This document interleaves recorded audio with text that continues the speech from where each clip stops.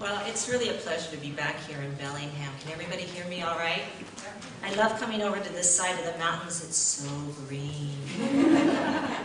Just driving through that rainstorm, I was grateful for it because we just don't get that kind of weather over there, and I'm from Portland, Oregon, and I miss it. So, but on the other hand, it's nice to go back east, back to the sun. So thank you so much for having me back here. I was thrilled when Diane called and asked if I would come out again and speak about the issues of the big banks. It has been so troubling to me to see our economy continue to falter and those that are responsible for it still not being held accountable. So I'm glad to see that this issue of the large banks and the damage they've caused and what we as individuals can do about it is still on the radar, at least here in Bellingham.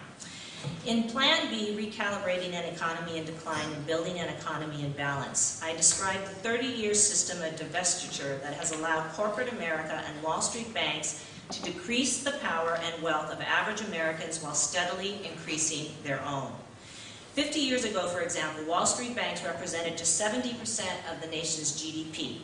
Today, they represent approximately 63% of GDP, while the top 1% of U.S. households now has a net worth greater than the bottom 90% combined.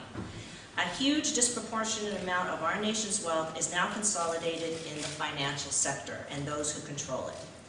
This consolidation of wealth creates an imbalance of power which compromises our democracy, our economy, our security, and ultimately our freedom. Average Americans are forced to compete with Wall Street lobbyists for the attention of our elected officials, with Wall Street offering huge sums of money for campaign coffers to ensure that Congress listens to them instead of us. In fact, during the reform effort, the financial reform effort last year, lobbyists outnumbered members of Congress 4-to-1 and spent an average of $1 million per representative to ensure that the Financial Reform Act passed last year would not greatly disrupt business as usual, which it does not. These megabanks, Morgan Stanley, Goldman Sachs, Wells Fargo, Citigroup, JP Morgan Chase, and Bank of America, are now so large and powerful that they can act with impunity against average Americans with little to fear from Congress. Massive bonuses are once again being doled out to the very people that created our current economic problems, while average Americans are still left to struggle. Though an army of respected economists have urged Congress to reduce the size, power, and systemic risks posed by these megabanks, Congress has failed to act, and we, the people, can no longer afford to wait. Though I can go on and on about the problems associated with our current banking system, and for those of you who are interested, you can read the ugly details on my website, klbcommunityconsulting.com, under graduate research.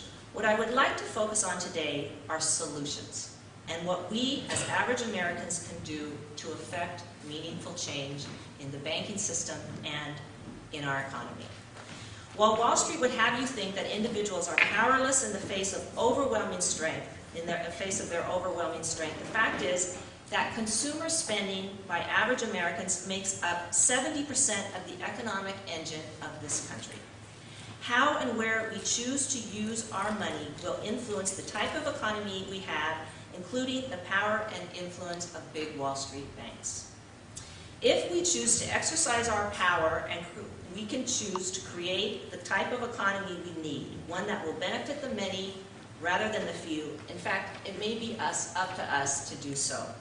As Simon Johnson and James Quack pointed out in their book, 13 Bankers, The Wall Street Takeover and the Next Financial Meltdown, Congress has been captured by the very banks we need them to regulate. If they won't shrink Wall Street down to a reasonable size, then we will need to do it ourselves. In order to reduce the size, power, and risk of these monster banks, we must first stop using our money to feed these beasts and begin starving them instead. One thing we can do as individuals to reclaim our government from Wall Street banks that currently control it is this: whenever possible, pay cash instead of using your credit card. Why? Because every time we use our credit cards, whether we pay them off or not, we are effectively feeding the beasts of Wall Street banks by giving them more of our money. An average of 2% of every purchase we make with our credit cards goes to the card issuer, which is usually a Wall Street bank. This is called a swipe fee, and they totaled $48 billion in 2008, up from $16 billion in 2001. The average consumer pays an additional $427 a year for their purchases as these costs are passed on to consumers from retailers. Credit card issuers, usually Wall Street banks, earned an additional $22.9 billion in credit card penalty fees in 2009, up from $19 billion in 2008.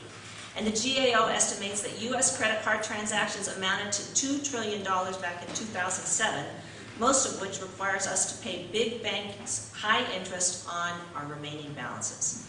This is a huge area of revenue for Wall Street. We, the people, can help shrink big banks ourselves if we pay cash instead of credit whenever possible and simply stop giving them our money.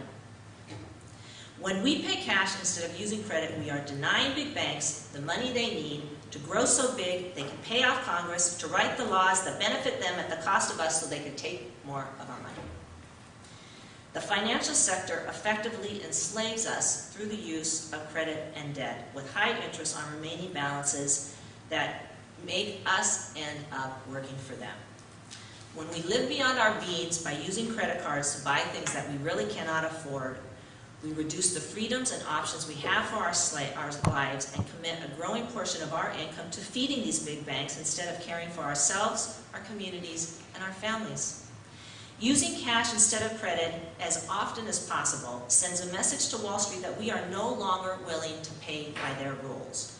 Freedom from Wall Street means avoiding, as often as possible, debt and credit, particularly with the large Wall Street banks.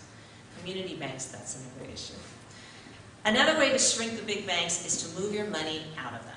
If you bank with one of the larger banksters, Bank of America, JP Morgan Chase, Wells Fargo, etc., pull your money out and put them into local community banks. As we just heard, our local community banks, they take your deposits and they loan them out to start up businesses, to expand local businesses, to fund local college funds, to build local homes, to finance local homes, and all of this gets turned into your local economy. For the most part, what the large Wall Street banks are doing with your money is they're taking it and they're gambling it with it on derivatives on Wall Street, which do almost nothing to help the rest of us but make huge profits for them. It's an enormous gambling casino, and they can dip into your deposits and legally gamble with them now that Glass-Steagall has been removed. Local community banks actually continue to do the function that banks are meant to do, which is to fund the local economy. The large big banks, they simply use your money to make money for them. All right, so pulling your money out of big Wall Street banks and putting them into local communities, you still earn interest on them, and you still earn a decent interest in local community banks, but you're actually funding your local economy, and that money is circulating within your community to create jobs, not just go out and create wealth and power for the large banks so that they can control Congress and us. Another thing that we can do, besides pulling our money out of large Wall Street banks and investing them into local community banks and credit unions, is that we can refuse to be hostages to Wall Street. We can liberate ourselves from the corrupting influence of Wall Street banks by pulling our money out of the stock market and investing it locally instead. Now, with the removal of Glass-Steagall in 1999, the Depression-era law that separated the business of commercial banks from investment banks, like I mentioned, they now can legally dip into your deposits and then gamble with those on Wall Street. Having your money in that circumstance simply enslaves us further. Pulling your money out of Wall Street and investing it locally can give you a good rate of return if you find the proper options that can create security in your local community. So, if you decide to pull your money out of Wall Street, out of the stock market, what are some options? Where can you put your money in?